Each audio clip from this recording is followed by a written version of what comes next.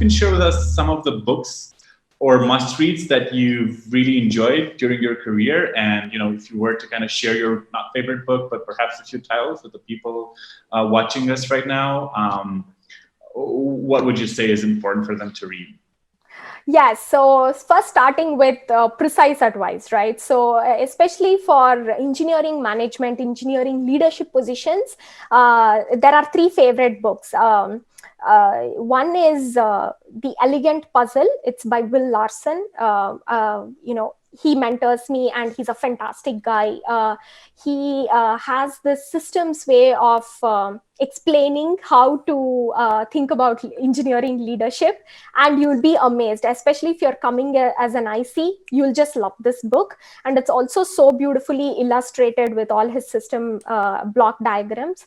I think this is like a fantastic book, just to, especially the first 2/3 of the book is very relevant if you are EM, senior EM. And then the last part of the book is, I feel it's more about organizational structures and if you're a director level or VP level, but nevertheless, it's a fantastic book. Second book is The Manager's Path by Camille Fournier.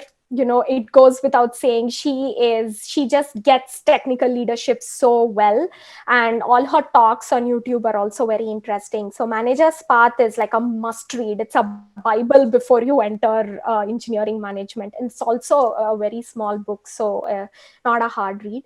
And third is Radical Candor by Kim Maloney Scott, and it's so useful because we don't think about radical candor when we think about feedback. It's not natural, right? We feel like, it's all about being empathetic. It's all about being logical, but both of them don't serve right during the situations. And it's about having that balance. How can you be both radically candid, right?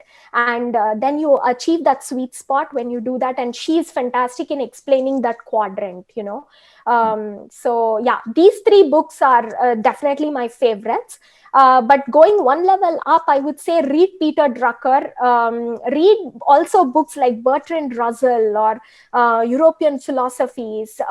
Like, for example, I'm a big fan of Kafka, Dostoevsky, and Sartre, and coming down all the way to some of the Eastern philosophies. They just you first need to be a thinking human being to become a good leader.